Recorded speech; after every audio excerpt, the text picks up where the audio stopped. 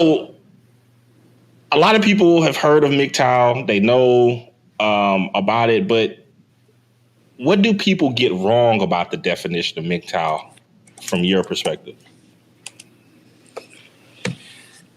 I think a lot of people get wrong is that they just say that, simply put, you can't get any pussy. Yeah, it's just they go into that bag. That's the bag that they go in, but that's not. Well, I mean, I'll be honest. That's more of a more on the black side that I've seen than the white side. But of course, looking at other people, they do say it too. They also say that, like, because I don't have kids, I've never been married. You're gay. You scared of women, or the simple question, what's wrong with you? Okay, so from your perspective, why do you think that those type of reactions are more prominent within Black spaces than others?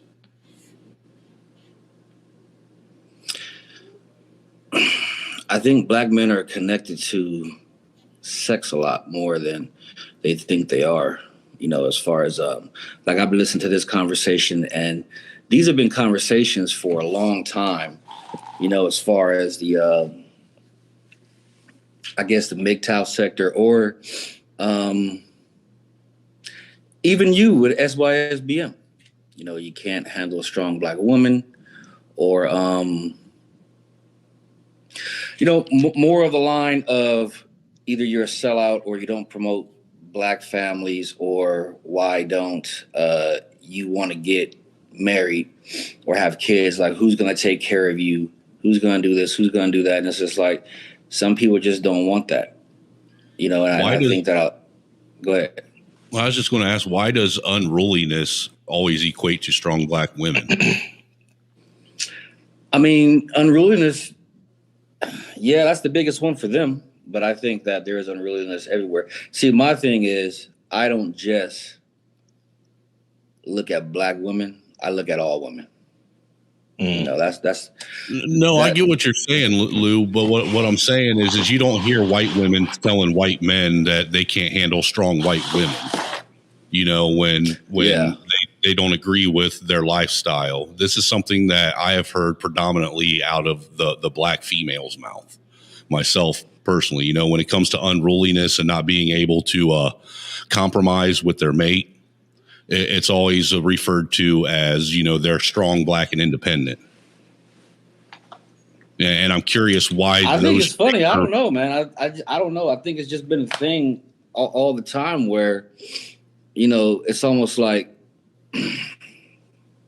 everybody looks at them. It's almost like this. Look, white women are scared of them.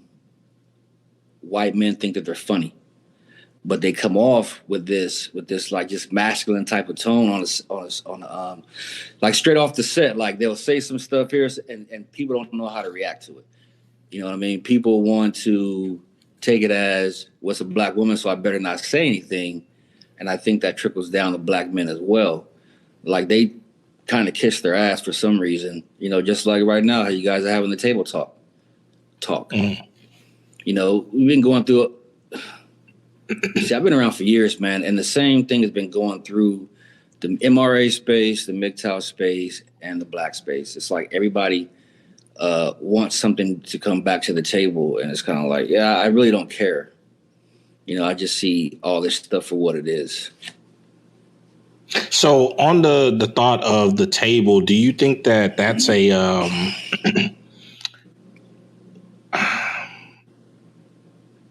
ridiculous conversation, or do you think that some people would benefit from it? I think the conversation is ridiculous. I think for entertainment wise, people always want to say the entertainment stuff. I mean, yeah, I get off on a little bit of entertainment every now and again, but sometimes it's too much. Like, bringing them back to the table to do what? If there's a history of them screwing over Black men for what, 60 something years now, what do you need them to come back to the table to do? If they say, I'm sorry, is that good enough for you? I'm sorry, black man, but let me go ahead and make this color purple again. Let me make a third one just to throw it in your face. I just something. don't like the idea of begging and fucking. Sorry, I know I cut. I just don't like the idea of begging women to do anything. Period. So again, you stated that some of the things that people get wrong about MGTOW, all of the various, you're gay, you can't get no women, blah blah blah blah blah. Would you say that there are specific challenges that makes MGTOW different for black men? I would like to say no. I think the system of marriage and relationships are the same. But again, there's that strong independent thing going on. I mean, a lot of them are doing it, nowadays. But I think that the fact that the challenge is if you're black and you say that you're MGTOW or even rock with MGTOW, in any way, shape, or form, the challenge is being stuck on black women, period, as opposed to just saying women are women, period. That's just me. That's the way I see it. You know what I'm saying? Like, you don't want to be known as a sellout or some sort, or you hate yourself because your mom is black and all that type of shit. I mean, my dad's black too. So I don't think that's anything special as far as, I think the challenge is basically maybe being shunned. I don't know. I've never particularly had that problem, so I can't say. Would you say that it's in the MGTOW community as a whole, whatever race it is, do you think that black men who claim MGTOW still hold pretty tightly to racial identity than just as it is stated, men going their own way? I think the majority of them do, because the majority of black MGTOW were, my age, like the Gen X type of thing. And, a lot of us still came from that pro-black era. I mean, MGTOW as a whole, though, man, I can't do the race thing. I can't do the race thing because I think the system is the system. And that's what I look at. I look as a system, you know what I'm saying? But on a black scale, you know what? I've never been like that, man.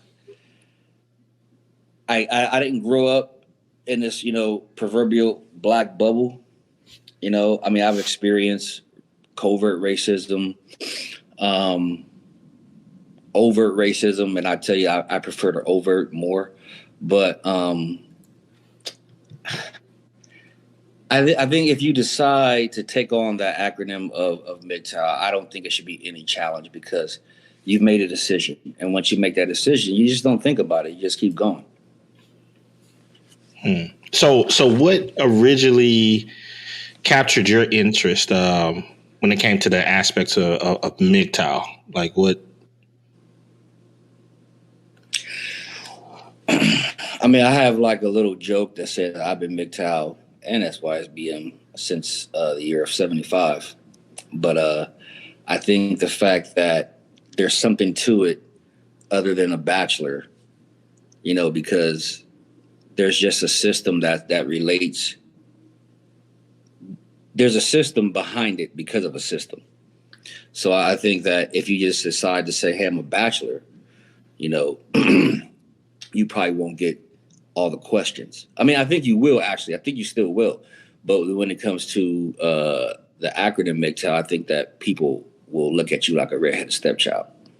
And I think MGTOW is the redheaded stepchild of all men's movements, to be honest with you. I think SYSBM Passport Bros, that ain't got nothing on MGTOW. Nothing. Yeah. You're not looked at as the same. You looked at it a little bit different as far as the sellout and the coon type shit, but you're not looked at like MGTOW, like the hating women and shit.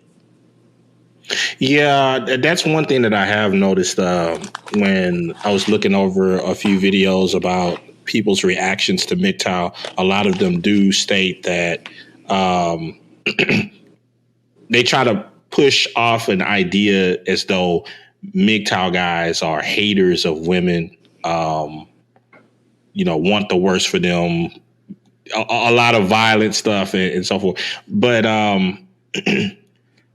I don't know. I think some of that is, your some people that are just trying to stir up the dust, as you were. People like your Aaron Fountains of the world that will try to just make it people seem like some type of hate group. But this is, I would say, one of the more harder questions. And I know you already probably thought about it, but what are some of the pros and cons of MGTOW?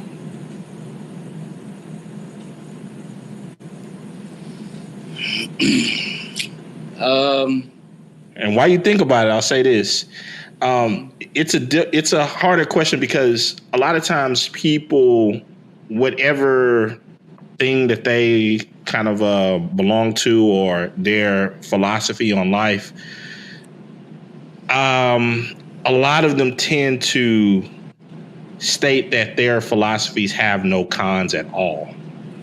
And I'm just wondering, what's your viewpoint on that, the pros and cons of MGTOW? I think it depends on the person, to be honest with you. I myself don't see any cons with it, because I don't see any cons of, not being married or not having kids. I think the pros will just be like a step back, what you would call introspect of yourself and growth and development, because I think one of the major questions or the major thing to men shaming other men especially is be like, the masculine thing, right? But if you're pretty much free to do whatever you want to do, of course there's nuances and lines in that one. I think that you should be able to grow and just find yourself, man. I mean, that's what, to me, MGTOW means, is basically like growth and development.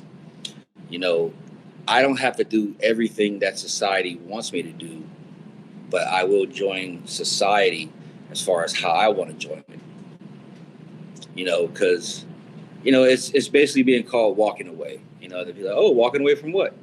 Well, I'm not traditional in all sorts, and I know that you guys were talking about hierarchy, right? Now, all my life, for the most part, I've been in positions of hierarchy, or, like I was in the Navy for 6 years. I was an outside lineman for almost 12 years.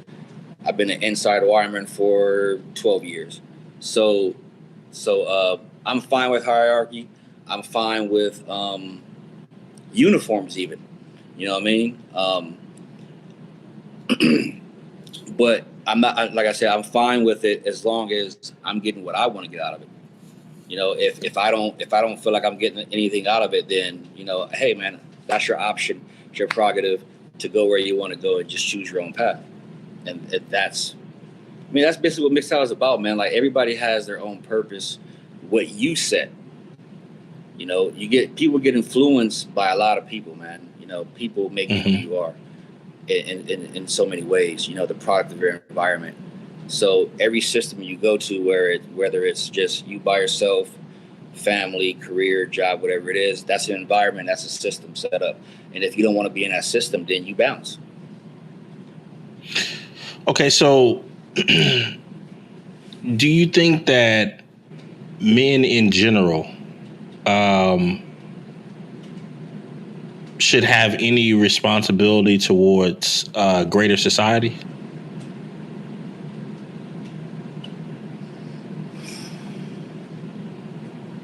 In greater society? Mm-hmm. So are you asking me if men are responsible for it? You know what? Let me rephrase. Should people in general have responsibilities towards the society in which they live? I mean, in their own circle, yeah. Okay.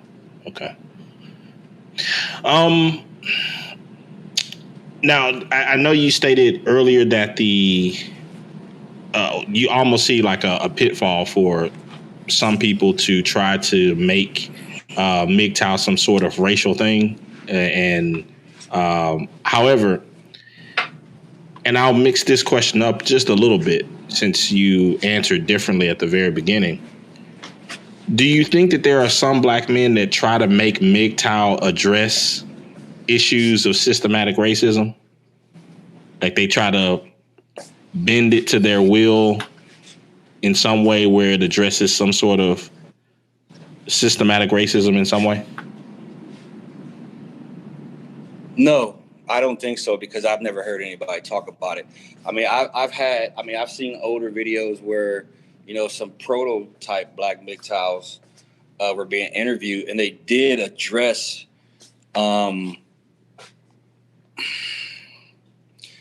society as a whole as being black and what happens to black men on a general scale. But I've never seen anybody, any black MGTOW, like assess that type of thing. And I could have missed out on it. I don't know.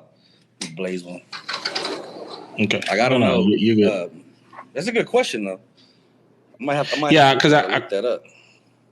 Yeah, because I wonder, if there are any that, because sometimes I've seen it even within like SYSBM. Some people try to make it to be some sort of systematic racism thing, and it's like, whoa, how are you trying to do that when, I mean, you see so many people who are basically having open families with people from all over the world. So, it's so I just wondered about that. Wait. Ask me that question again. You said, are black MGTOW trying to address the racism in MGTOW, or just period? No, just period. Are they trying? Have you ever come across any black men that are trying to use MGTOW to address some sort of issues of systematic racism? You mean as far as somebody like a black man being against MGTOW, or just a black man who claims MGTOW? No, one that claims it. No, I never have. Oh. But like I said, I haven't seen every black man who's claims MGTOW. I haven't seen every video, but like I said, I think parts of it is addressed, but I don't think that, because most of the time, if you really look at it, some of these people actually, they start going against like black men who were claiming MGTOW were actually saying fuck MGTOW because, of all the racism. But I'm like, it's the definition or the idea, the methodology behind it like that. I don't think that matters to me, especially because I separate. I think MGTOW is actually MGTOW actually separates the race part of it. But of course, you're always going to have those bad apples in a bunch. You know what I mean? Yeah. I mean, because you got SYSBM and they just think, oh, you hate black women. And I'm like, I don't see that. Like I said, the thumbnail that I sent you, SYSBM is a path to many, but it starts with MGTOW. Because like you said, once you acknowledge the culture, you already see it for what it is. And what do? You create your own way. Yeah. So in that, when you mentioned the idea of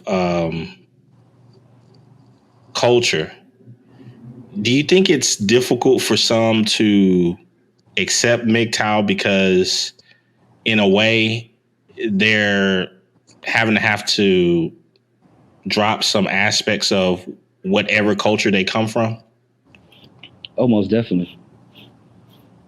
The culture of traditionalism, the culture of getting sex, the culture of, traditionalism, basically.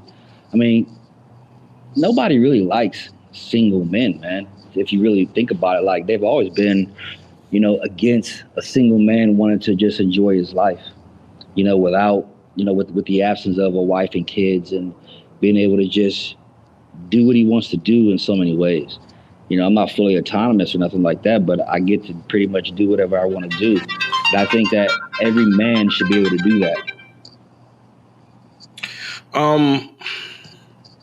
Okay, but what happened if someone was to say, well, there were men of old throughout history that are venerated, that lived more or less like a MGTOW style of life.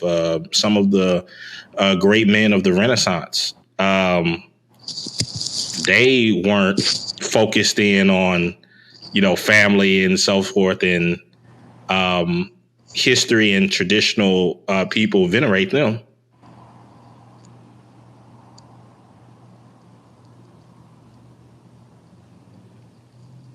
When you think of when you think of some of the say, if you were to take the era of like I stated, the Enlightenment, a lot of those names that come through, when people don't think of you know, them as family men. People don't think of Isaac Newton, Francis Bacon, Tesla. so Tesla. They don't think of them with families and kids.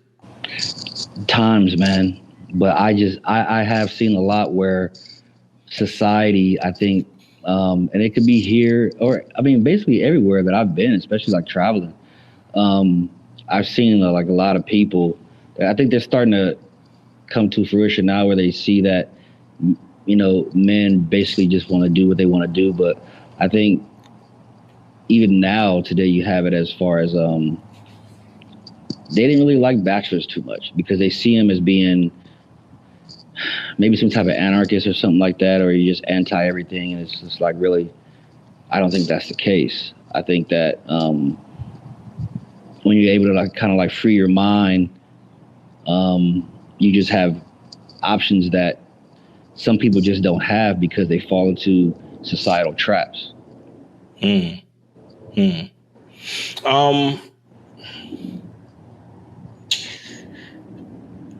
Would you say that the tenets of MGTOW are practiced more purely within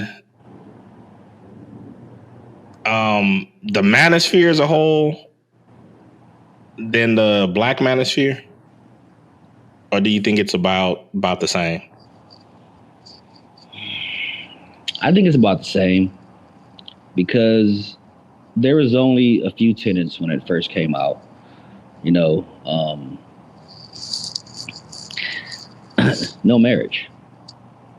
That's like the basic one of it. You know, everything after that is up to you, you know, how you handle it, how you take it on. You know what I'm saying? Like you can claim something, but it's always going to be, you know, how you walk it. You know, if you talk it, walk it. And that's, I mean, at least that's the kind of guy I've always been. I can't really speak for others. You know what I'm saying? Like on everything. I can only speak for myself. But at the same time, I think it's being practiced right now, for the most part worldwide. It may not be on a large scale, you know what I mean? But I think that people are just coming to just like wanting to do their own thing. You know, I don't have any problems with it.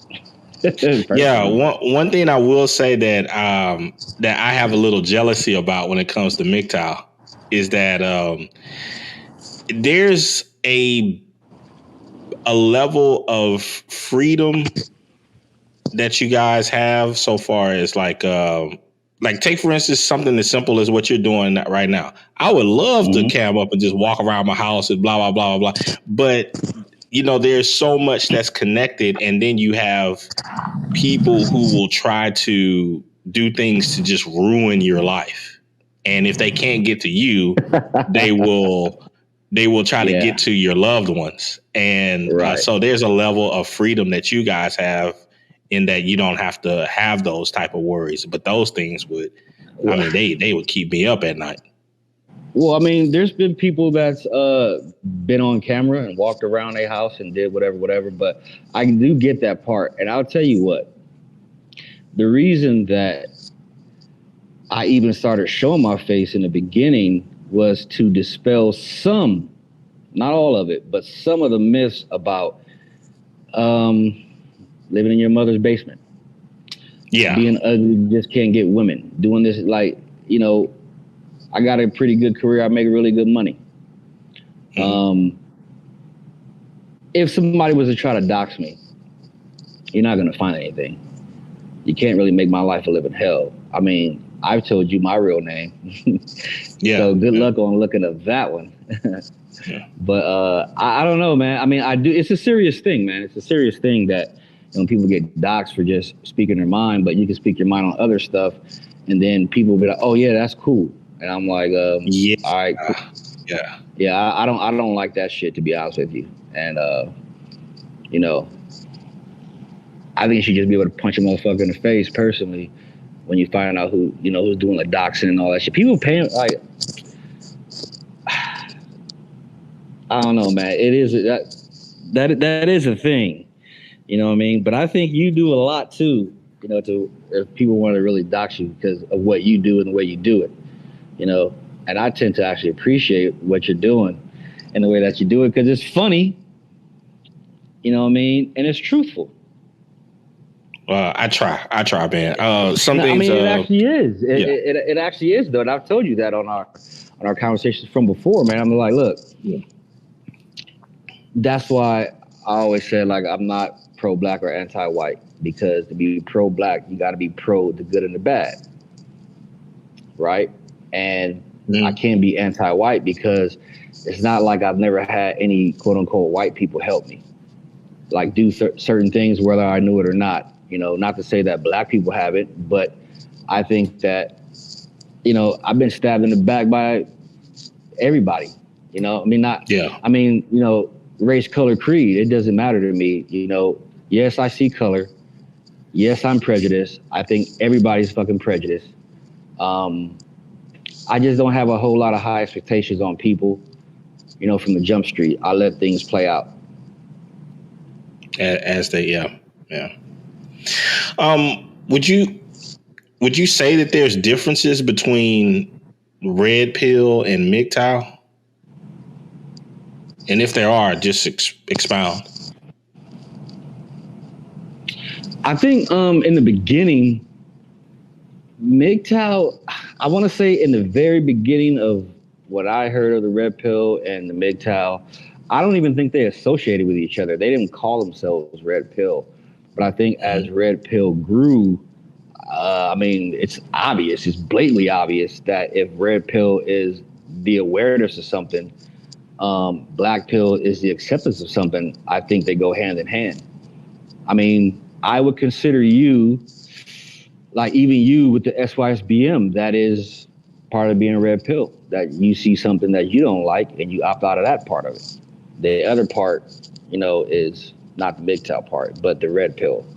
So I think that MGTOW and red pill go hand in hand if you're speaking it from a pure form of it. Yeah. I mean, I don't, like, I know for myself, I don't prescribe to, the whole red pill, blue pill thing, the right. Pills or any of that stuff. I think, I just think of it as like, hey, the truth is the truth and that's it. I remember you asked that question, why can't you just call it the truth? And I'm like, yo, man, there's analogies given to everything, man. There's names given to everything. I mean, what if you call truth chair? Well, what if it was named chair? I guess my issue with it all is that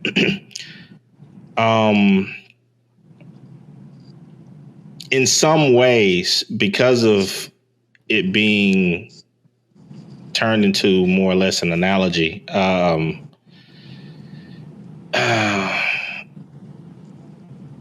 in some ways, I think that it's become a bit watered down.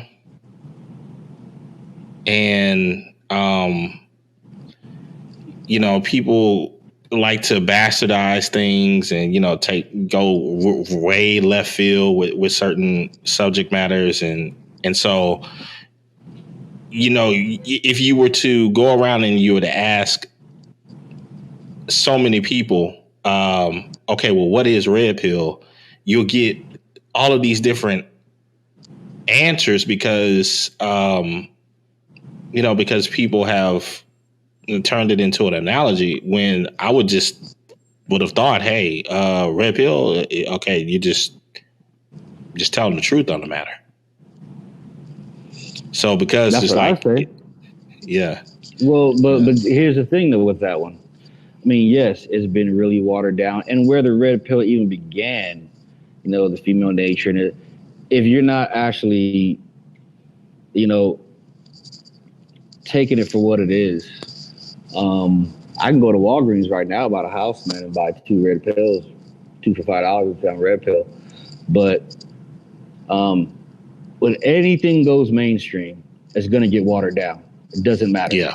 When something that's held to like, it's sort of in a secret way, it's gonna get watered down. Like the manosphere. Everybody think that the manosphere is just dudes with mics talking about women in reaction to with their bullshit, right? And I'm like, nah, that's not really what the manosphere was about, especially when I came through on the, I'm gonna say white side, but really there was no white or black side up until it was just men. 2015. That's it. It was just the manosphere, right? So like I said, people would turn whatever into whatever. But I can dig the pills because a lot of the stuff, it resonates. You know what I'm saying? I mean, sometimes the word truth has facts in it and has beliefs in it. And I always like to say the 3rd, 4th, and 5th letter in belief is lie. So there's going to be facts and there's going to be lies. It's whatever you believe that's going to be really hard, and then with a little bit of, facts sprinkled onto it. So I just think that everybody's going to have their own definition of what the red pill is, just like MGTOW. People had their own definitions of what MGTOW was. I can't really tell you. I can tell you the definitions from my eyes. I don't even say red pill is the truth. I just say it's a wake up. It's a wake up to certain lies that have been told throughout the times of society. You know what I'm saying? Like when you find out something and you found out that it was a lie, how you take that information, how you put it all together. You find out that which is the truth, that was a lie. Well, you've been red pilled, but you don't necessarily have to say, hey, I'm red pill. If you are red pill, then you just are. Like I said, if you are, you are. And you don't think about it. I don't think about it every day and be like, oh, let me go in this cupboard right here, get some water and take these red pills before I go out. I've always been the type of dude where I've been able to, read through people like tracing paper, because the type of person I am. And I think I told you about, I'm kind of misanthropic about, when it comes to people and everything. But I think the red pill is a good analogy. Did it have to be an analogy for the word truth? Maybe not. But it is what it is right now. Yeah.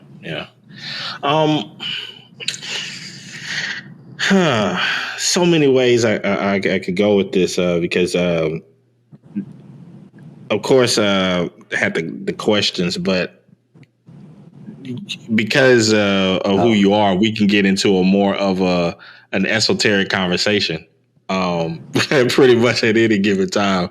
But let me get the last one. What future do you see for MGTOW?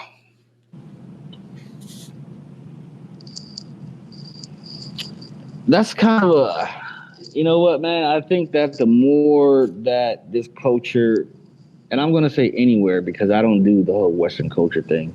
Like I said, I don't believe in the not all type of shit. So I think that the collision of society between male and female, I think that the more that, young adult men coming into adult men start seeing certain things, I think it's just gonna rise.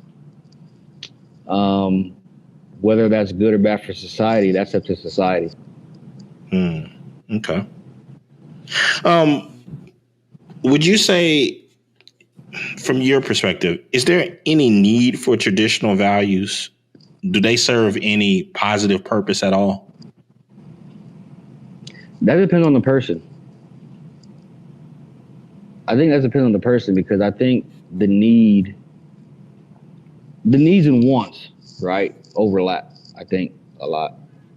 So I think Well, let's say if we were extrapolating everything out to we're 30,000 feet looking down. For society, the globe, the whole nine, mankind as a whole, do they serve any positive purpose towards mankind? ooh, that's me coming to my nihilistic mind frame right there.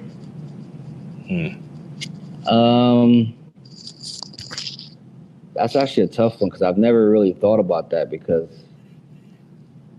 I don't think I've ever cared that much. But I would say yes and no. I mean, people need stuff, man. While you're here, people need stuff. People want stuff. And I think some people have a yearning for being traditional, and some people don't. I think as long as you're not hurting anybody else with your decisions, I think that it should just be what it is. You know, that's a pretty good question, but because I'm not a really traditional, and I never thought about things like that. I don't really. I mean, I say I don't care, of course, with the nuance to it, as far as, don't bother me, I don't bother you. So the need for traditional,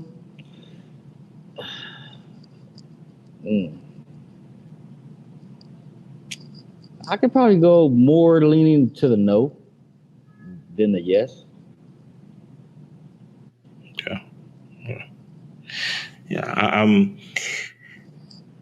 That's interesting. I want to see. I have to think about that a little bit further. I was just kind of riffing on that one.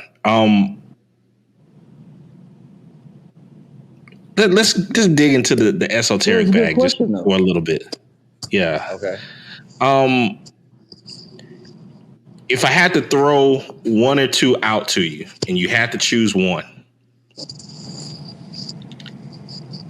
principles or laws?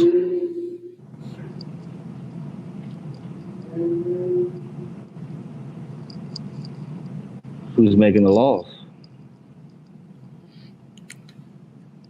That's on you. I'm just, if you had to choose principles or laws. The world is news.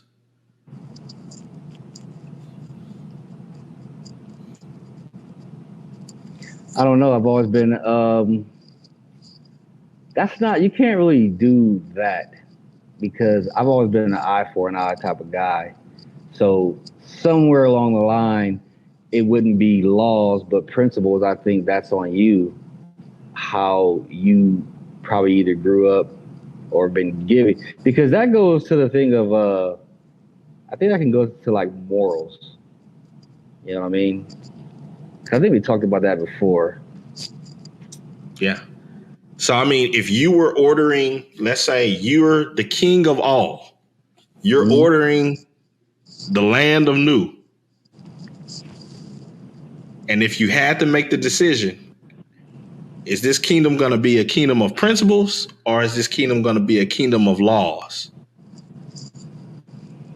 What would you lean towards? I mean, I guess because I don't mind hierarchy. I would have to say laws, but I don't think that's a really, I won't say fair question, but I don't think I don't think any one person, well, maybe, I don't think somebody can give a true, honest answer because they would kind of go hand in hand, but I would probably go more on the side of laws than principles. Just because I'm an eye for an eye type of guy.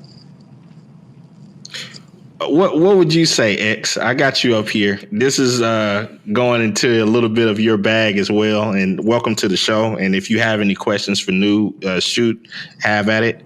But in the land of Xavier,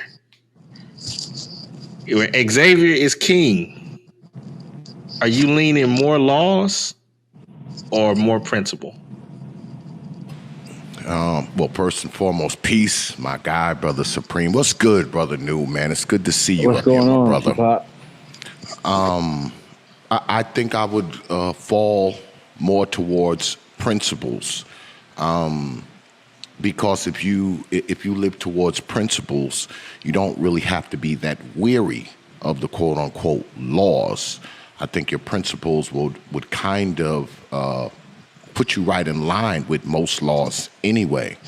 But that being said, one question I do have for Brother New is, how the hell do you get gray to grow in your beard and not your mustache? God damn it, I wouldn't mind if the gray was growing in my beard, man, but it just keep trying to grow in my mustache instead. It's a weird thing, X. It's a weird thing, man. When I was the gray started coming in when I was a second-year apprentice. So that was about 2013, 2014. I mean, I got some in my hair, but I don't know how I missed all this right here. Yeah, man, I'm always seem like every morning I'm plucking gray hairs out of my damn mustache. I don't want them to be in my mustache. I want them to be in my beard. But I used to pluck mine and they grow right back. I don't know what's going on, man. But I think that the question, the laws and principles are, I don't know, because I think that everybody kind of has their own, standards, morals, and I think that if in the land of new, there's probably gonna be some laws, man. Well, this is what I believe about the SYSBM brothers, who I have had myself associated with pretty much of the majority of the time that I've been on YouTube, and the MGTOW brothers too. And I don't have a problem with either group. I think the real problem with it, the problem that many of us as black people have with it, though, is that these brothers are basically purposely saying that they're separating themselves from, the BS aspects of whether it be relationships, women, what have you, et cetera, et cetera.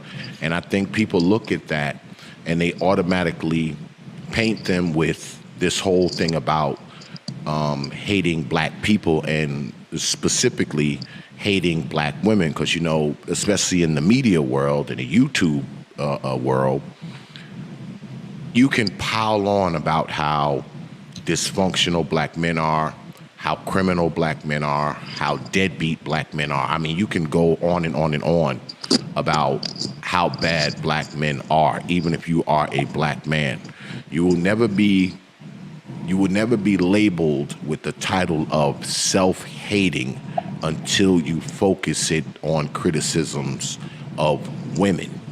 And I think that is the main problem, and why it's rated as this thing that's against, black women specifically. And I think that's the very problem that people have with it, especially black people, because you're only considered a race traitor if you have criticisms of black women. You're not considered a race traitor if you talk about anything that black men are doing on any level. No one will tell you, oh, you hate yourself, you hate yourself. No matter what you say about black men up here. No one will ever say it. But if you say one thing that kind of lasers in on what black women are doing, whether it be how they raise their children, the crazy, foolish mess they do on media, their dating preferences, their mating preferences, whatever it is, if you mention that, you hate all black people once you say that. You are a total sellout, Sambo, coon, fill in the blank. And I think when it comes to SYSBM and the MGTOW brothers, they are automatically labeled as these people who hate not black people per se, but hate black women because, they've been hurt, they hate their mama, some woman broke their heart, like us, fill in the blank. I think that's the main problem with it, because if you got up here, okay, as a black man and said, you know what, I used to date white women. I'm staying away from white women. Man, you would get a round of applause every time you said it. You could come up here and say that every single day, and every day you would get a round of applause. Now, people would not look at that as prejudice or racist now. No, absolutely not. But a white man can get up here and say, I'm staying away from black women, and they'll automatically say, he's a racist. Oh, this white man's a racist because he won't date black women. So it's this black worship. It's this skin color worship that we have, or should I say fake black worship. Crack. Yeah. All right. We think that people should be making decisions based on the color of your skin, where you live, where you work, how you live, who you decide to date, marry, where you go, who you associate yourself with. People want you to base all of this on your skin color. That's kind of where we are, or at least that's how it appears when you're listening to media. And I've always thought that was a recipe for failure. I mean, I'm not going to work a certain job just because I'm black. I am not going to live in a particular neighborhood because I'm black. I'm not going to drive a certain car because I'm black. I mean, that is not my first thing. When I go to do something, purchase a house, purchase a car, bid on a contract, I don't even think about my color. I mean, X. I'm glad that you bring that up, because that's one of the issues that I've seen with a lot of places. I don't want to name them, give people and all that other stuff. Name them.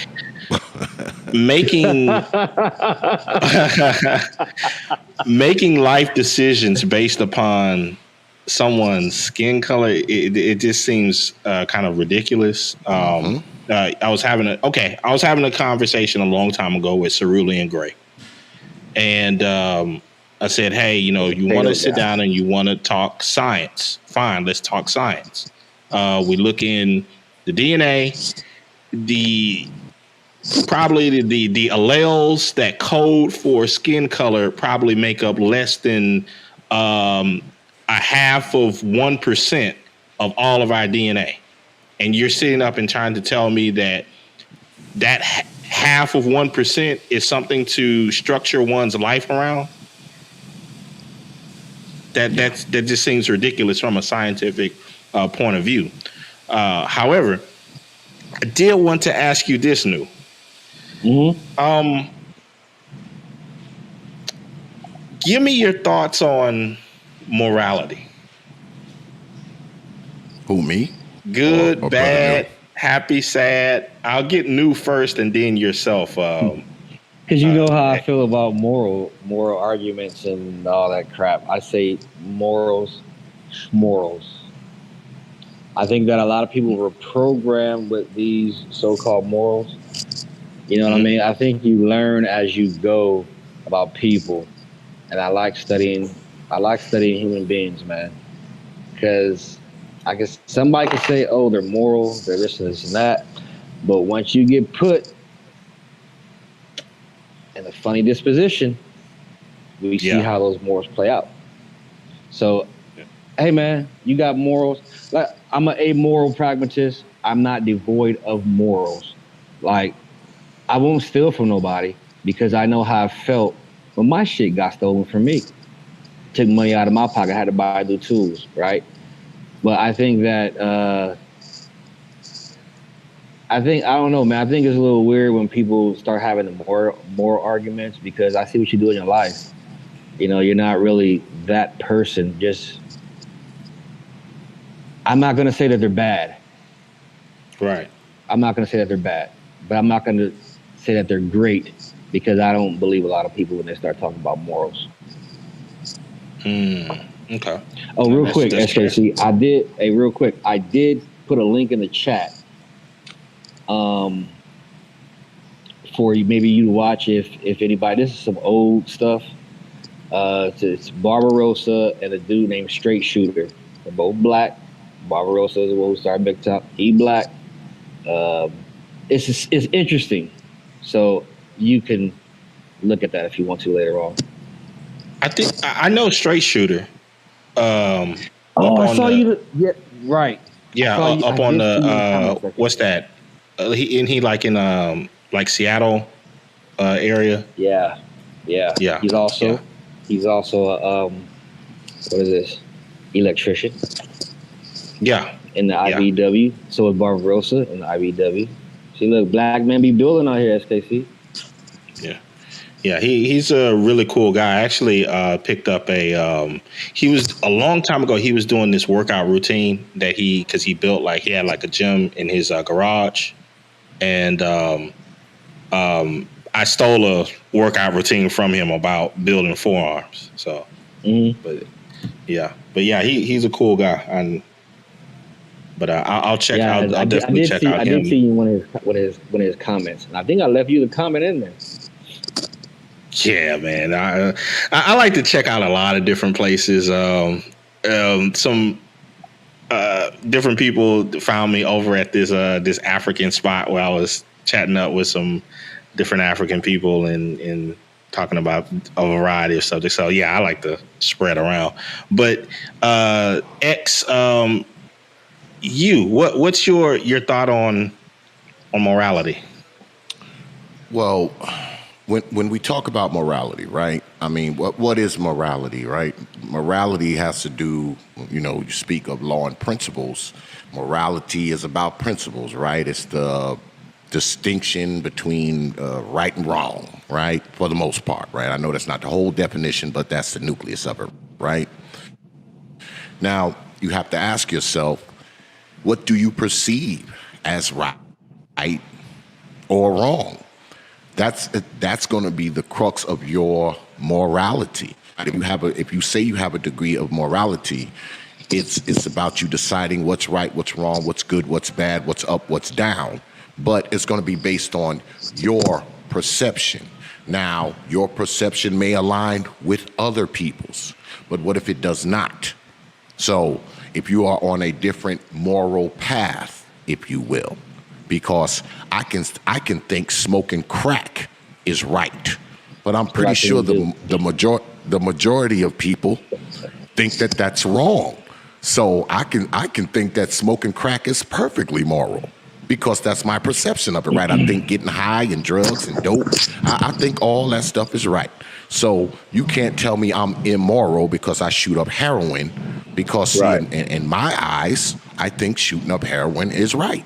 So the question is, what is the general consensus on morality? What's the general consensus on right and wrong? Well, here's the thing, though, X. I said a couple of things that I said people will make you who you are.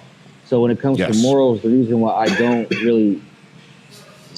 really enjoy the moral argument or talking about the moral stuff, not because, because I think that most of the time in your life, you're being told what's right and wrong, or right or wrong, coming from people, or then giving morals from people who aren't really that moral to begin with.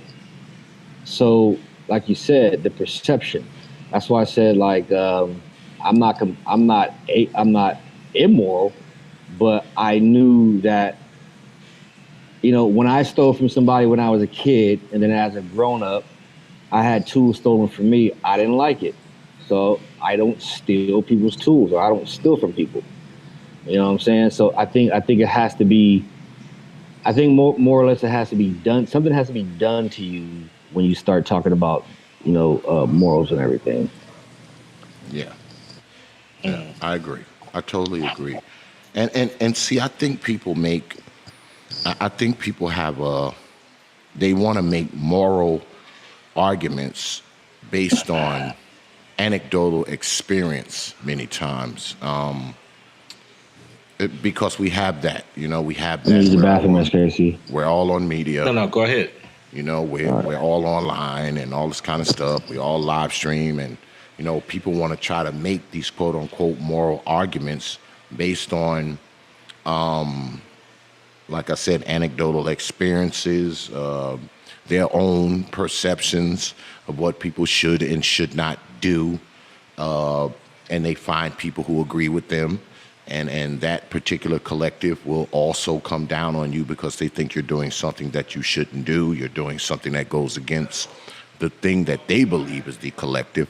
You know, you know the whole you are a coon, you are a sellout, you are a Sambo, you are this, you are that. Because see, you don't do things the way we think you should do things.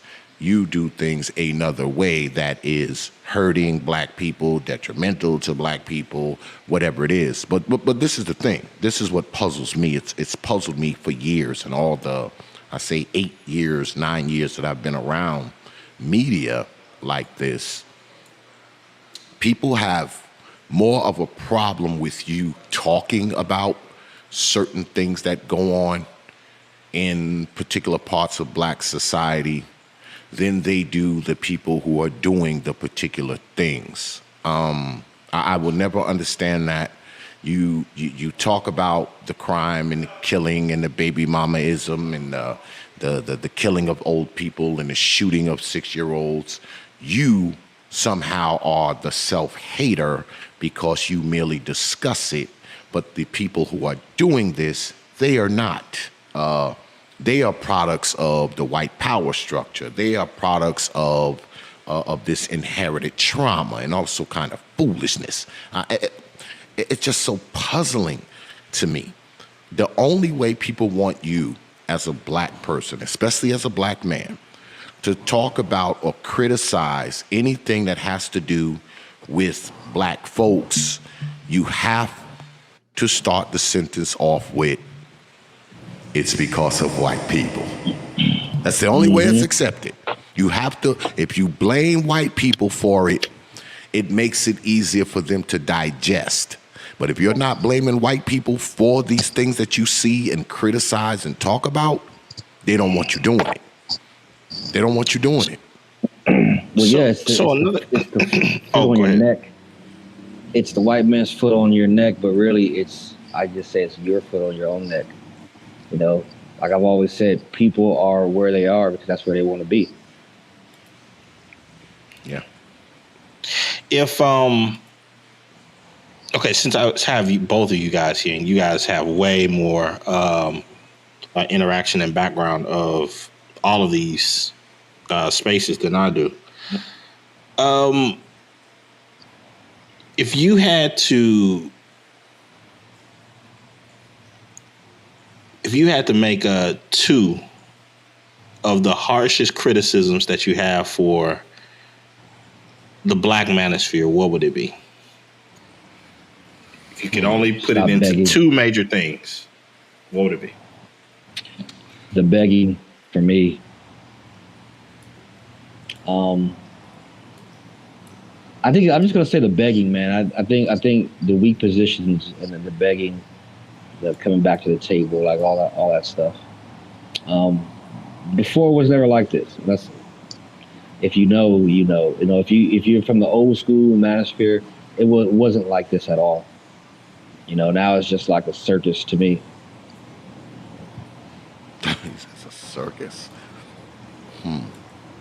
My criticism would be similar to Brother News. I think that Brother's time would be better spent not trying to, quote unquote, bring women to the table. Because I don't believe that that's possible. I mean, maybe I'm just biased. Y'all know I'm these old mama's man and all that kind of stuff. But I just don't think you can. I just don't think you can change people, especially adults. I just don't believe that. I don't believe that you can take, some woman who's, got this ridiculous lifestyle and this ridiculous view of herself, men, life, whatever, and, you're just going to make it so that she's going to be different. No, I don't believe that. I think that the true change is something you can do going forward. And I believe that there's not enough focus on the children. I believe that. I think that those are the people that we have to look to, to kind of change the trajectory of where certain parts of black society are growing. I mean, well, I'm an old Negro, so I'm all with the children are our future thing. I truly believe that. I think that focusing more on the younger generation, and when I say children, I don't mean 12, 13, 14, 15 either. I mean children. I mean 1, 2, 3, 4, and 5. I think that's where the true focus should be. I think men should be taking more control of the children. I think men should be fathers on purpose, not inadvertently. Take the lead of those children and guide them, ultimately to be decent adults. Okay, if nothing else, responsible adults. Guide them to be responsible people, if you will. Now, when you say those type of things, people are like, "Oh man, you think like a white person," and also kind of foolishness, because it seems like anything that's decent, anything that's not dangerous, detrimental, or dysfunctional is somehow white. And I think we need to get off of that train, because living right is living right. I don't care if you're white, blue, red, purple, green. I mean, doing the right thing is doing the right thing. I don't think it has a color per se. And I think that's part of the problem, is that we want to assign color to anything that slightly represents decency. Okay, so let's. let's. Percenters say the babies are the greatest. Yeah. So I can't not say that I don't help people, but I have a mindset of that. You have to open your mouth to get fed of anything, any type of knowledge, wisdom, or understanding. And the brain is a sponge when you're young, man. But when the sponge gets old, what does it do? It gets crusty. Yes. I mean, I don't. If I was to counter and say, okay, manosphere. Let's say I'm playing devil's advocate, and I was to say, you know what? I think that you guys are looking at it a bit too serious. Think of it like this. There are funerals that take place. Take, for instance, in New Orleans, where they'll have like the second line and all that other stuff, or in more of the African traditions of it's almost like a little celebration going on. But after somebody has died, they'll have the dancing and the whole nine and the blah, blah, blah, even while carrying the casket. Why can't people come together, get online, have their fun and their little argumentations and so forth, because it's done, it's over. Mm-hmm. It's a funeral of quote unquote black love. Mm-hmm. Let them party and have their fun. Mm-hmm. It's just an elongated funeral party. How would you guys take that? I think it's insane, but you got to remember we are the people who also throw a party when a brother get out of prison, but we won't throw a party when a brother graduates college. That's kind of where we are. So, like I said earlier, man, I was watching you.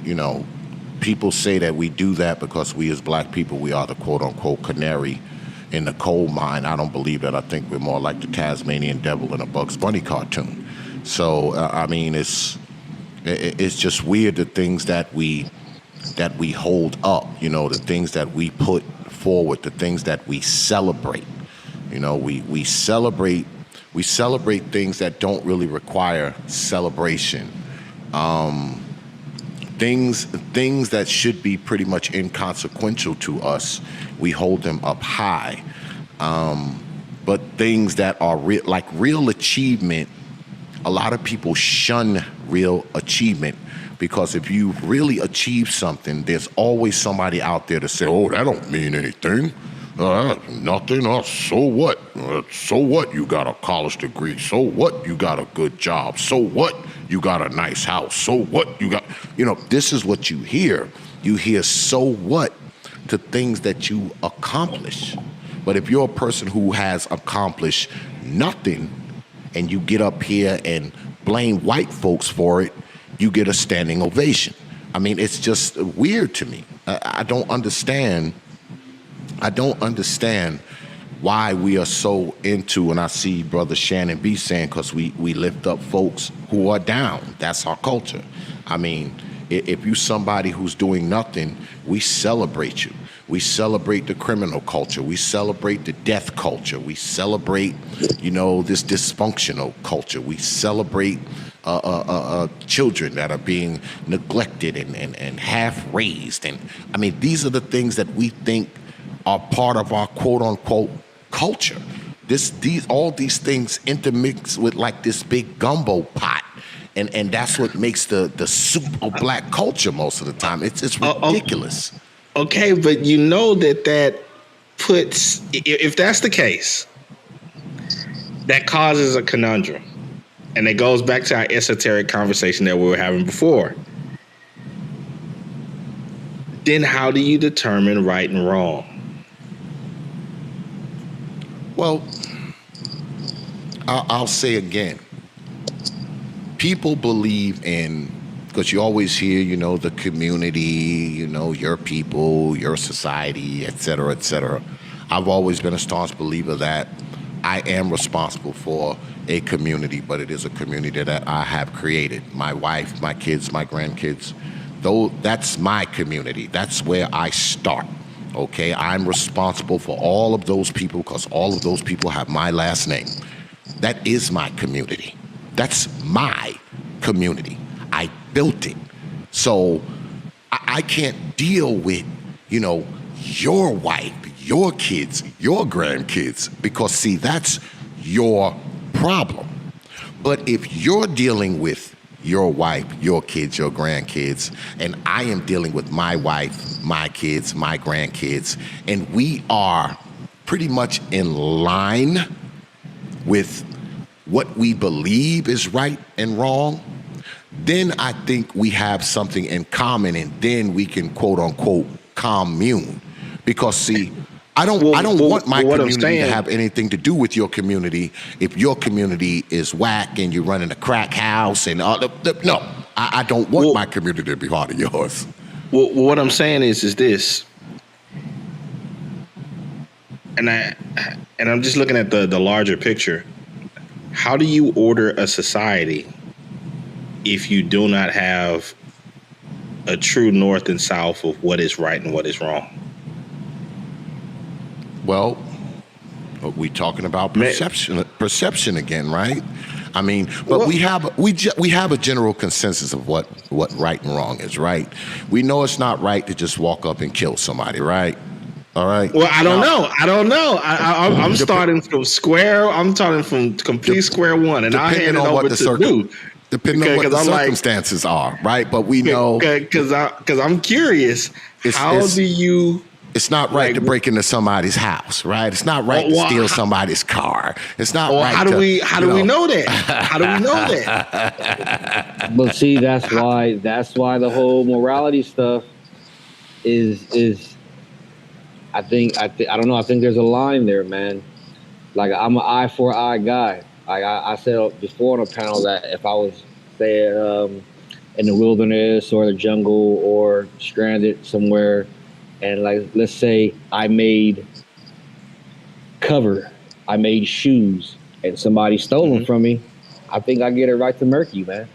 Let everybody know, hey, don't take my shit. Okay, so if we start from something as simple, as that, then we're talking about very, very basic stuff of, hey, like you stated, let's say a youngster stole something from you and then he had something stole from him, and then he states, oh, okay, I'm not going to do that anymore because I know how that made me feel, right? Now, how do you extrapolate that out, or are you saying that everyone needs to experience what it's like to have something stole from them in order for them to gain some sort of viewpoint on that?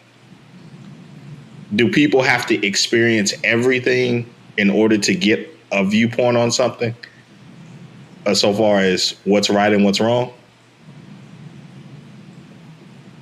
No, because you can see a lot of things, you know, in order to have that, I guess, what you call a feeling, right? Because remember when I said people will make you who you are. So if you see that, you know, somebody stole something from them and they didn't like that and they went out and did this, then you probably wouldn't steal. Now, whether you thought it was right or wrong, you know, could be another story. I mean, I don't have to put my hand on the stove so that the fire is hot. But you could test it if you want to. Yeah.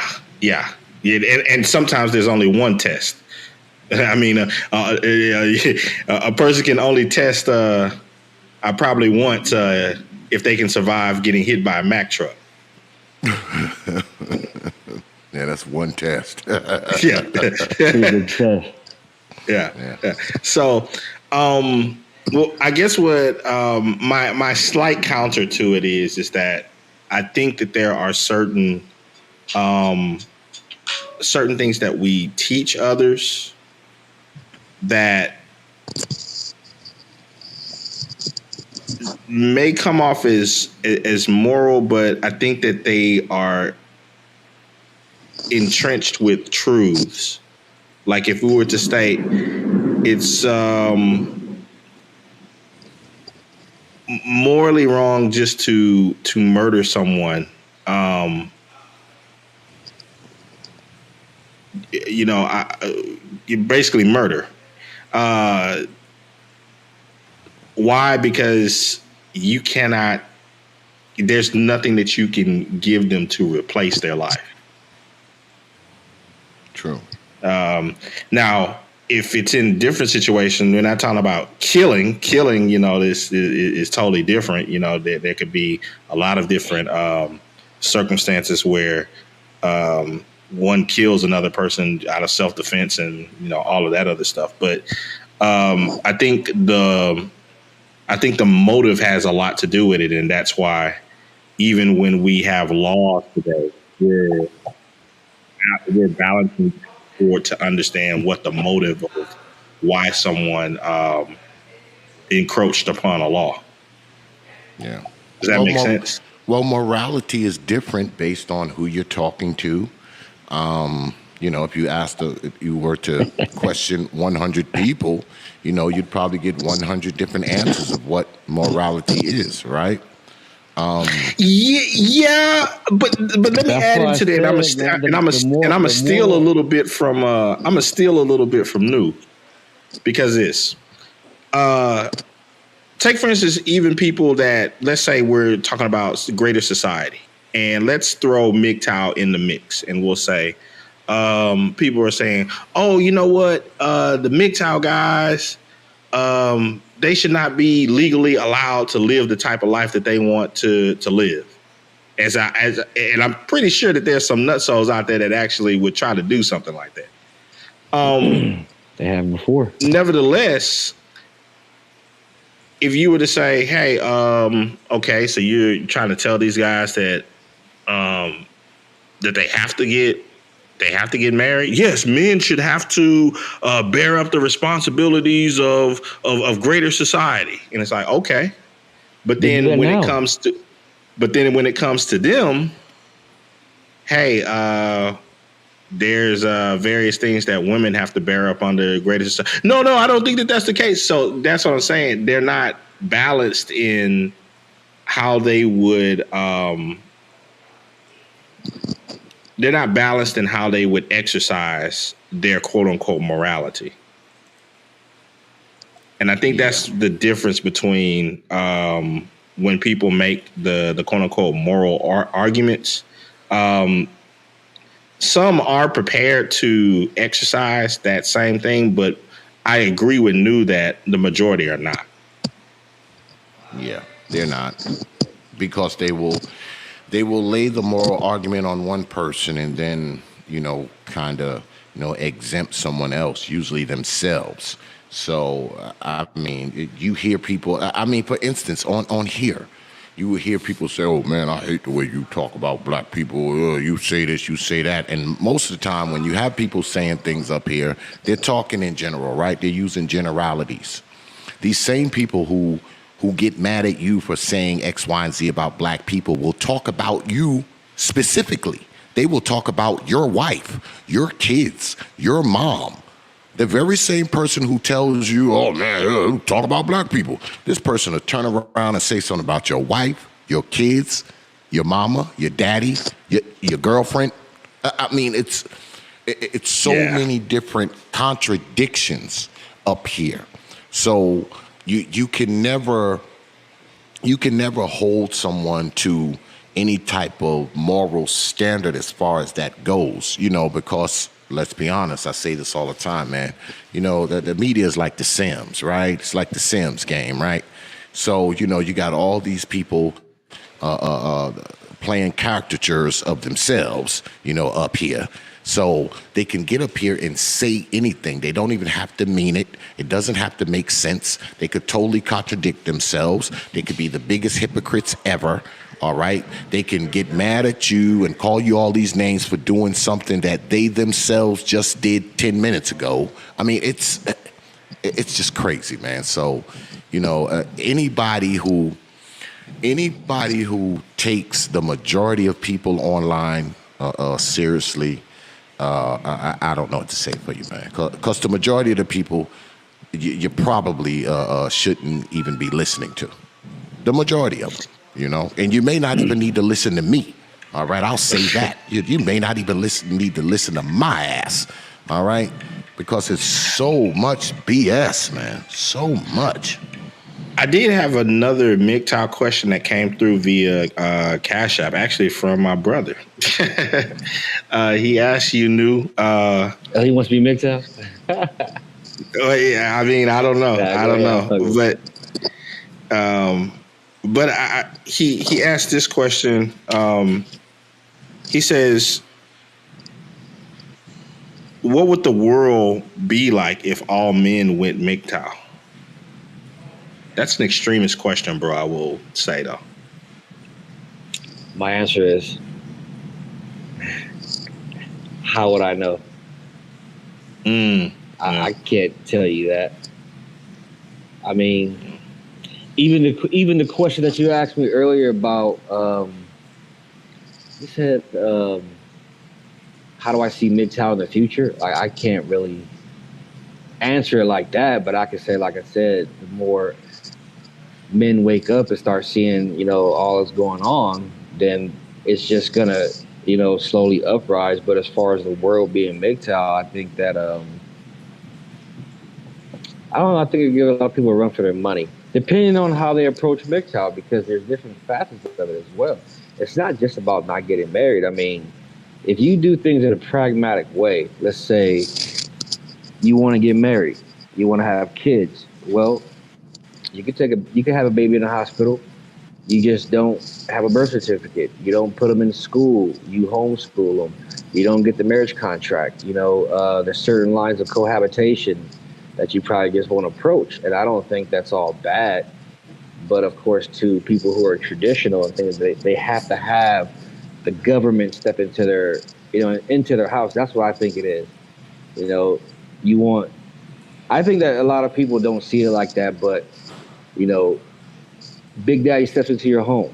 You know what I'm saying? And like X said, my kingdom is my kingdom. I don't need Big Daddy to step in. I mean, yeah, there's a few times they're going to step in for whatever reason, but for that right there, I don't think it would be a bad thing if men in the world went MGTOW. I don't think it would. Yeah. But like I said, I don't know. I'll answer a little bit for my bro. I don't think that. First of all, I don't think it's possible. Two, I think that like anything else, various ways of thought and philosophies are needed in order to push human society forward. I think that MGTOW, like SYSBM, is necessary in order for certain segments to grow. Take for instance, for the people who say all of the crazy stuff about let's say like MGTOW or SYSBM or blah blah blah. You can hate them all they want, but nevertheless, when you have certain segments of guys that do make that jump and do what, make life decisions differently, that changes the conversation on their front. They actually get more leverage and conversation, and it starts to change the way that they interact with, I guess, their issues. So it's needed, actually. I actually, and I have to throw myself in there, I learned a lot from MGTOW because when I first came across it, I came across the negative portions of it. People saying all this crazy stuff about they hate women, blah blah blah blah blah, and not good for society in general, and such and such. And then after a while, I think probably like in a month, I was sitting down and thinking about it, and I was like, if it wasn't for MGTOW, certain conversations that need to take place in human society wouldn't take place. It would just be people still stuck in the same. The show is right. Yeah. They'll be stuck in the same rut over and over and over. And some people would not even take things a bit more seriously. And so I know MGTOW has forced certain conversations to take place and forced certain people to take things seriously, because they're like, oh crap, there are guys out there that are pretty much saying, no, they don't need women to they're not, plugging into to those to how the world says that things have to go if you're a man. Right. And that's the basic, really, like, I don't want to say tenet, but the methodology, the method behind it is to, look, what do we say a lot when teens or youngsters start coming into their own? We say, oh, you smell your own piss, right? And that says a lot about a person who's growing up, because if that's your child, you should look at that and be like, okay, they get some from me, they get some from the moms and everybody around them. So they come into their own. And I don't think there's anything wrong with that. You can still instill like your principles or morals and teach them what, you think is right or wrong and all that, man. And then after they leave the nest, they're going to become them. Yeah. You know what I mean? And then if you taught them well, then, you did something good. Everybody's going to make mistakes here and there, as long as it's not, like I said, too egregious or anything like that. But I think that you're right. Like, MGTOW and SYSBM is needed, as far as, let's just say, black. I don't even like associating MGTOW with black shit, but I really don't, but people tend to. As far as, like, let's say SYSBM goes, can't blame everything on white, can't blame everything on Yaku's children, the devil, because everybody falls victim to themselves. Because, like I said, people are where they at, because that's where they want to be. At this moment in time, whether you're good or bad, you are where you're at, because of the decision that you made. And that's where you wanted to be. And until you change that, you know, you'll never see outside the black bubble per se. Now, I would say when I was thinking about the question about the pros and cons of MGTOW, the pros that I see are the thinking outside of the box, not being almost being a disruptor to the norm. The con that I see is similar to how people begin to make everything subjective instead of understanding that there are some universal truths on things. You're not going to, like you said, put your hand on a hot stove and not get burned. And I think that some people, and I'll throw this even on SYSBM, will take things to such a far extreme that it can. I would say this. It would be foolish for me to say that you could have a person who would claim SYSBM and then that won't be a gateway drug to some crazy thought about black women. Just like, oh man, I need to do something crazy. It's like, yes, I understand that there are some people who are just that far whacked out. It doesn't have anything to do specifically with SYSBM, but they have used that almost like as a gateway to take things into some weird direction. And I think that when it comes to it's the bad apples. My bad. Go ahead. Yeah. And I just think that it's the same thing with MGTOW, that the one con is that people can use it to go so far into, I would say, subjectivity, a non almost like a hatred for society. Because of some of the ills that society have done to men, particularly in Western society. But that's with anything. I mean, even when people go into politics, you have the alt-right, and then on the left side, you have the people who are just alt-left. They completely nuts, and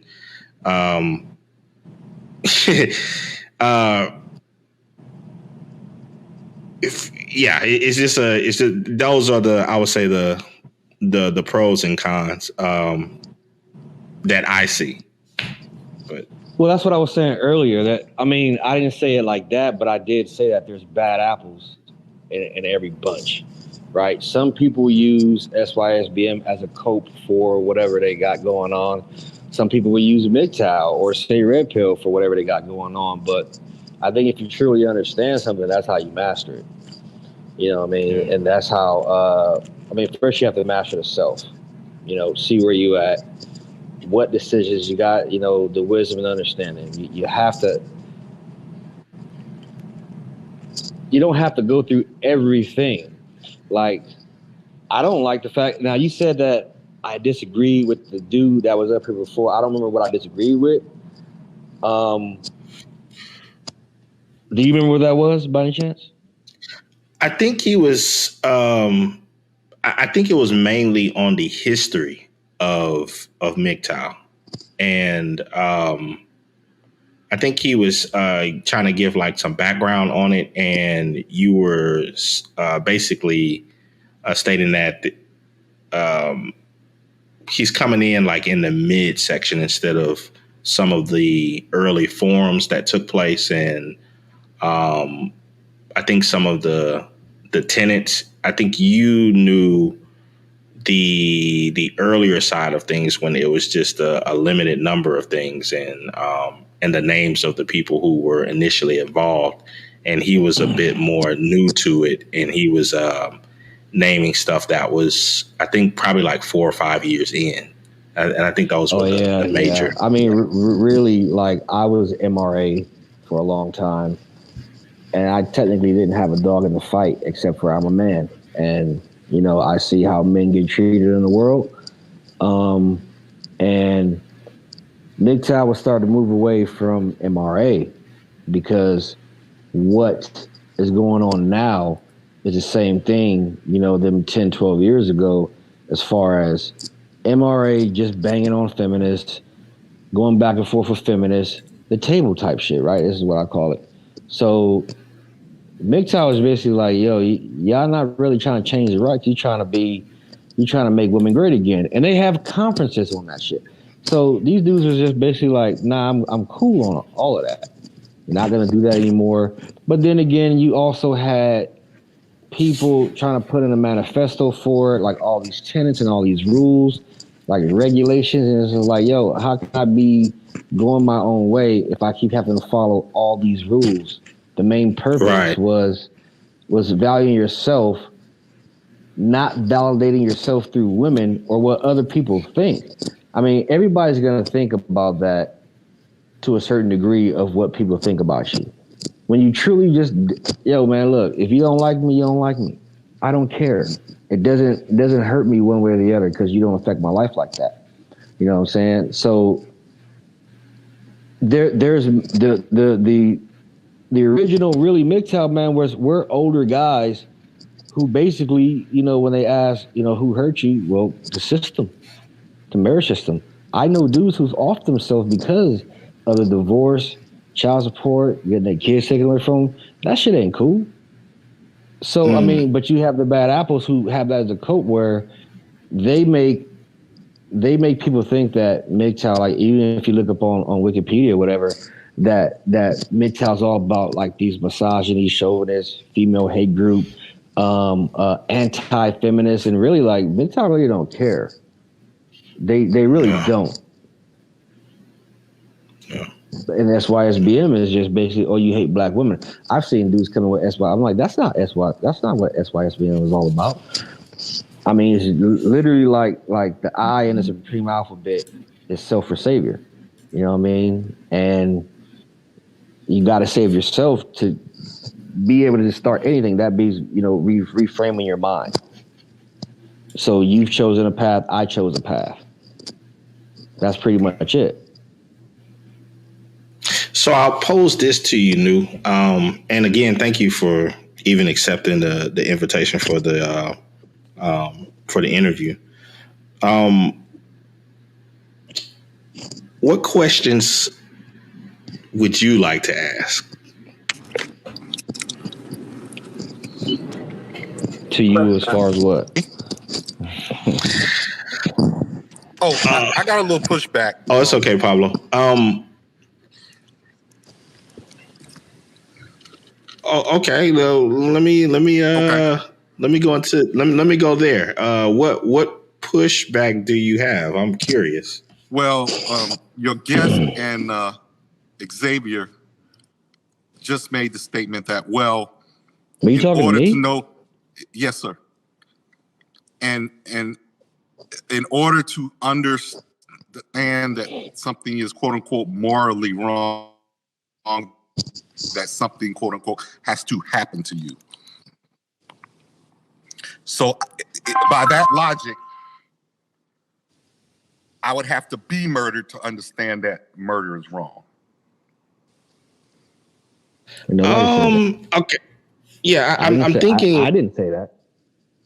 Yeah, let me see if I can bridge this, Pablo. I think what Nu and Xavier were stating, if I'm correct me if I'm mistaken, is that, you know, some things, of course, need to be experienced, but there are larger issues, and I think that he made the mention of like, of course, like the stove being hot and so forth.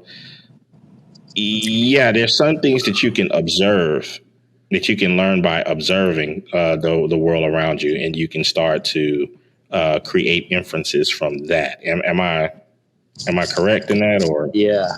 Yes, but let me say this as well.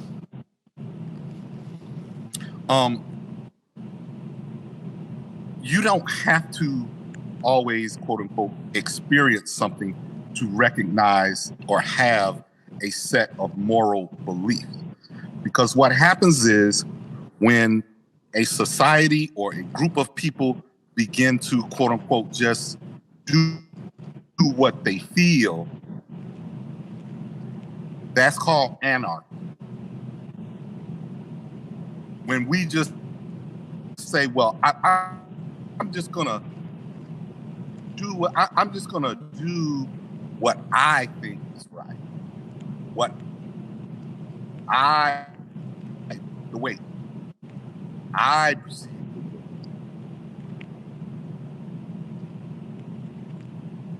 that. I think it's signal being immoral right now. That can have slippage into anarchy because now no one or anything.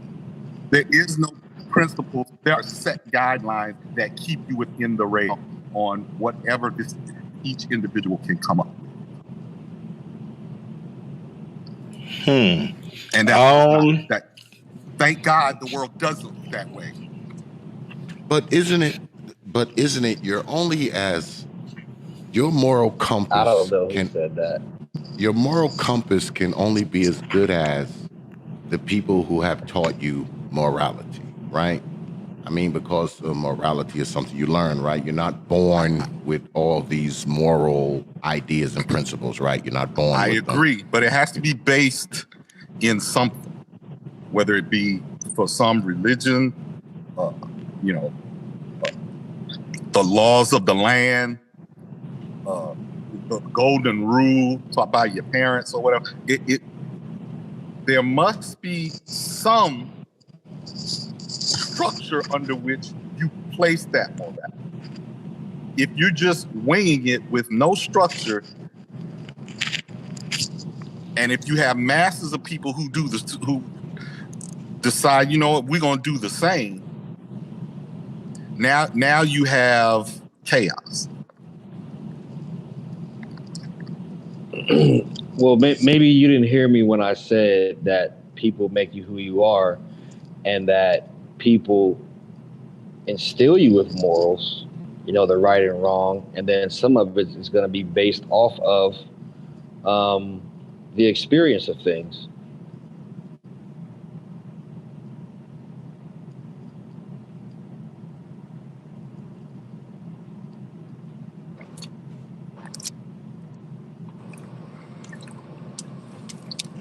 Just going by what I heard you say, and what I didn't agree that, which I found surprising, was, you have to experience something has to, quote unquote, something has to happen to you before you understand a moral principle, and that's just not true. Xavier, you may have your next debate. I mean, from what I'm understanding is that it's not just by experience, but it's also by observation. And I've had that conversation before with some other people who will state that they have based some moral positions based upon observed science or other phenomenon that is just going from the thought of, hey, preservation of life and so forth. So I understand. I think I understand where he's coming from, but if you want to push it further and so forth, yeah, I would say I would be love to be a fly on the wall for that debate. That would be interesting to me. Well, don't you believe that? And I think I got to piggyback off of Brother New and steal some of his talking points here. I believe that your destiny is the sum total of the decisions that you make in your life. whatever. It's so simple. Yeah, I mean, it's the sum total of the decisions you've made, I think whether it's baffling, moral or immoral, or how you perceive either one of those. What all the decisions that you've made in your life got you to where you are today. All of them, whatever they were, good, bad, or indifferent. I mean, they got you to where you are right now. That's how you got here, by the decisions you made, whether they were horrible decisions, great decisions, or anything you want to label them in between. That's why you're where you are today, because of those decisions. And I don't think what you base those decisions on are really that important. What it comes down to is, however your life turned out, no matter who you want to blame, no matter who you want to bear some of the burden of it, a pretty big burden of it fell on you. I don't care what you say. Teapot, that people are where they are because that's where they want to be. So your decisions. I had to stole that from you. Now I'm stealing your talking point. All right, you go to X, you've been summoned, X. Nick is stating that he's trying to set up AM1 in BGS. Mano y mano. Uh-oh. Go ahead and set it up, man. If you want me to do it, Brother Taylor, I'll actually dust off the old StreamYard and microphones because you are asking. I'm going to say it's a waste of time, but yeah, maybe not. I don't know, but if my brother, because Nick Taylor, that's my guy. So if he wants me to do it, I'll do it. Just let me know. Give me a time. Call me something. Because Nick is one of those brothers. Me and Nick is cool. Oh yeah, that's my dude. Nick is one of those dudes that actually has my phone number. So I mean, I have his. Whenever you want, just let me know, Brother Taylor, and we'll do something. Yeah, I was just asking New so far as the MGTOW or SYSBM thing, or just this whole conversation. Did you have any counter questions or? Well, I mean, I don't know where the moral stuff came from, but this isn't our first conversation. You know what I mean? Yeah. I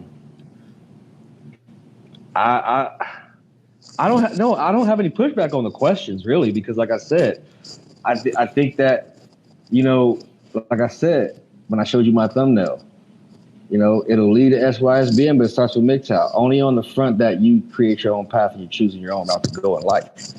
But as far as that goes, like, I don't have any, like, I understand what SYSBM is, man, because, you see what you see and you don't like it. So you out of there. You know what I'm saying? But some people, I think you tend to push the mirror in people's faces and they don't like it, along with the hilarious laugh. Yeah. Man, for anybody that hasn't checked out New's channel, please post it when you get an opportunity. I would encourage people to sub to him and check him out. He has much more beautiful setup than I do. So check him out. I just got the new software, man. So I'm still testing it out. Yeah. And Nick, of course, man, you'll see what New is doing over there. And I would like to get your thoughts and all of that stuff because you're a techie. So but yeah, man, it's from the time that I ever came into the space, New was already here, and he was like it seemed like everywhere I would go, he would be a staple, and he's always been very straightforward. Just a straight shooter on whatever subject. Never plays around with this or that. Just it is what it is, and that's it. You can like it or love it. If you don't like it, then leave it. That's always kind of the feel that I've got from him. So if you enjoy my content, Yeah, but you're not. And they were like, I'm not. yeah. So I remember when New hit me up, he was like, "Yeah, man, or give me a call." I was like, "Yeah, we chatted up and blah blah blah." And ever since then, I've always been one of those guys that if ever he calls, I try to answer and do the whole nine. There's only a few of you guys out there that that I'll pick up for, and I got two of them on the live stream with me right now. So I think we talked for almost 2 hours the first time we talked. Mm-hmm. Mm-hmm. I think it's just pretty good conversation. But it's like people like that, like yourself. X calls me whenever. Nick, it goes way beyond any of the stuff that's just online. And I can just I learn a lot when that's the greatness of it. That's the greatness of it, man, because with me and Brother Supreme talk, I mean, we talk very little about the internet. Like, we don't even really, talk about the internet, at all. Just like when I talk to Brother Nick, I mean, we don't really talk about, that's 2.5% of our conversation. Like, we talk about everything else. I mean, it's rather refreshing, to be honest. I'm the same way. Rather refreshing. But I'll chop this thing up and give you a cut of it because I know you don't want all that other stuff in the head of it. But I'll give you a cut of it, and if you want me to do anything else with it, just let me know, and I'll take care of it for you, New. And again, I appreciate you coming through and just answering the questions on my interview.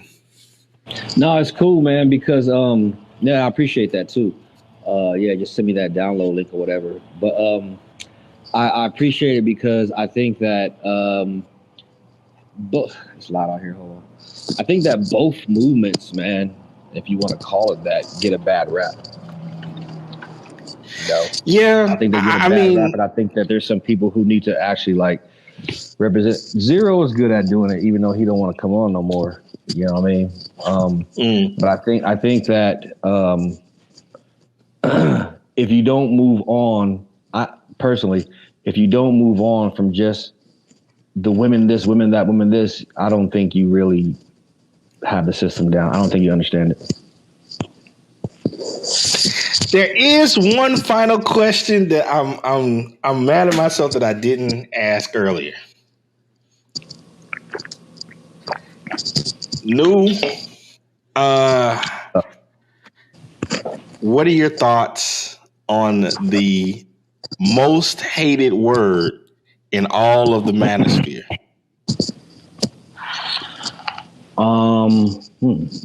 Hater. No, I'm the most hated word in all of the manosphere. And I'll say game sections and relationship talks and all of that stuff. The most way in my estimation. SBE, man. SBE. I think I don't think that's the most hated word. I don't think that's the most hated phrase. I'll elaborate. Then I'll build on it if I can. Okay. What are your thoughts on love? My thoughts on love? Yeah.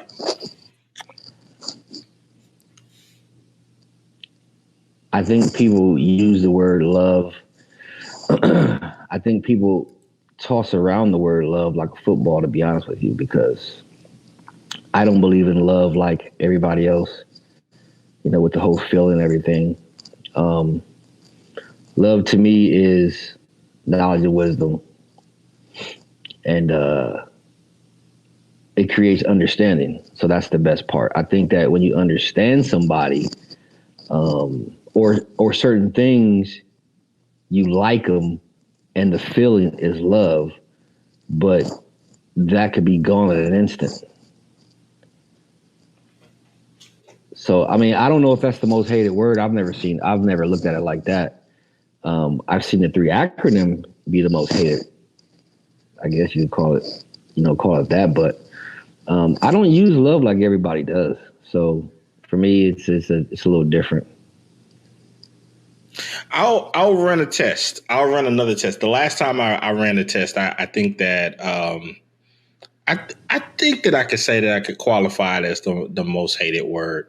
But I think if you go to any sector throughout all of these spaces and start mentioning anything about love, you're gonna get laughed out of the place, talked about, booted, and stated that you're on some magical, mystical stuff, blue pilled, the whole nine. I find that kind of interesting because, particularly within a lot of the black spaces, because you can have people that will openly acknowledge that they love a parent or a child, but they will never say that about the person that they made the child with. Because they didn't love them. And they'll say that it's almost like you can have love for a child or a parent, but a member of your family, a non-member of family that is of the opposite sex, no, that's off limits. Well, like I said, I think it's people just toss it around, and I don't think that they have a clear understanding of what love is. When people say, I love my car, but I can get rid of it in an instant. You know what I'm saying? So yeah. I think generally speaking, people just use it because that's the word that they know for the feeling. It's the feeling. And when people say, oh, it's an action, you can fake actions like you can fake words.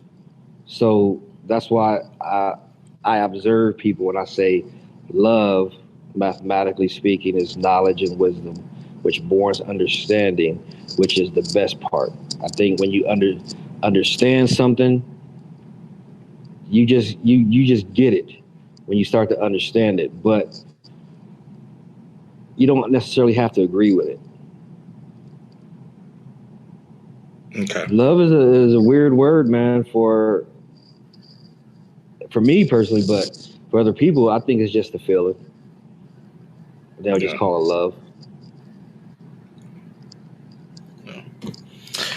Well, on that, I will end. I know it's about time for me to go ahead and get everything set up for these boys. They're going to be here in a little bit, and I think dinner is on me. So, hold on, man. You love your boys? Oh, man, the same way I love my wife. I got to go. I fuck with you. No, I mean, you know, that's cool. Well, yeah, man. I love my dad. But see, there's another thing. It's like, yeah. Well, could I just say something to that before we get out of here? Sure. I think when it comes to that kind of stuff, a lot of us, we don't know the true meaning of the words that we use. Like Brother New said, we throw the term around a lot, right? We throw the term love around, but we also throw the term hate around, and we think that those are opposites, but really they're not. They're not. Yeah, they're the same because, what is love? Love is this, this intense, passionate admiration or like of something, and hate is the intense, passionate dislike for something. So those things are very similar. I think the opposite of love and hate is indifference. Because when you're indifferent, you don't care either way. Because see, if you hate someone, you feel something, okay? You feel something about this person for whatever reason. And I think when it comes to us as people, I think that it goes with the old song, right? It's a thin line between love and hate. I think that we have a love-hate relationship not only with white people, not only with the white power structure, not only with the members of the opposite sex, but I think we as a people have a love-hate relationship with ourselves.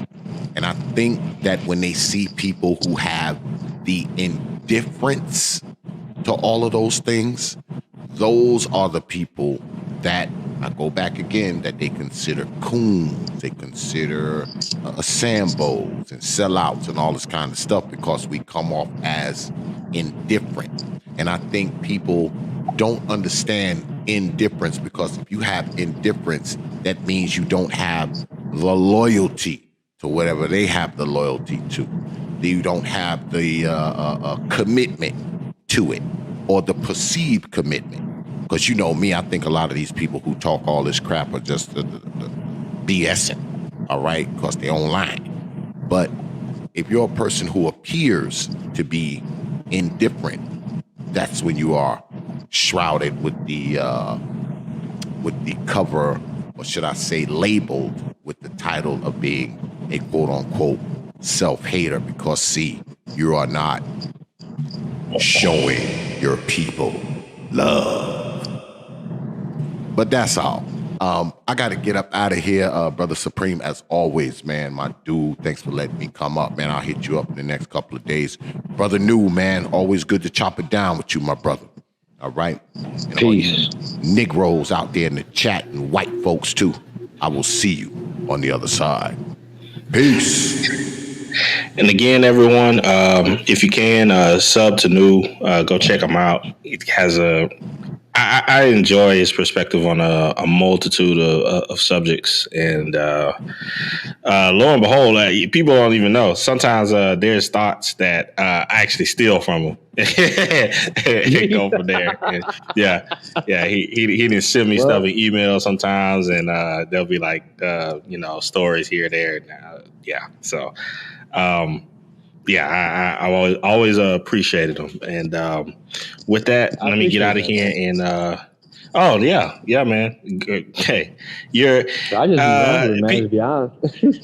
No. People always think. I don't write anything down. I don't do none of that stuff. See what I mean? And I have to write stuff down. So people think that I'm joking when I say, man, I'm the dumbest guy in the room. I'm not that bright. I get around other people who are bright. So.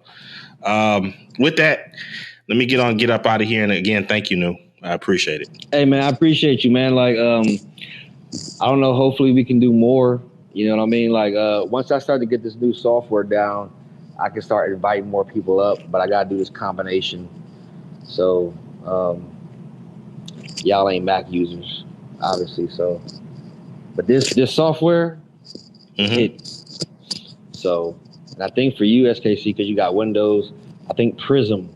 You used Prism before. Prism is pretty good too. So yeah, it does look really nice. I really just need to pull away some time to just really toy and play around with it. But it seems like whenever I think that I have some time, I got to do some family stuff or client work, and so it just keeps evading me.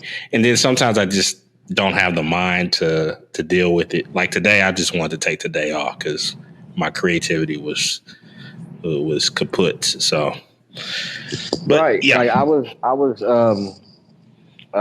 saying that I talk to myself a lot, and I'll have a conversation on the way to work. I'm like, damn, I should have recorded that, and then I could just upload it with some graphics in the back or whatever, and then I'll lose it. But I should have just been recording it. That's the book of life that I should be recording. So that's pretty much what I do on my channel. I go through the 120, Supreme Mathematics and Alphabet. I go through the trials and tribulations, or how I move, just as a man in the world from what I've seen.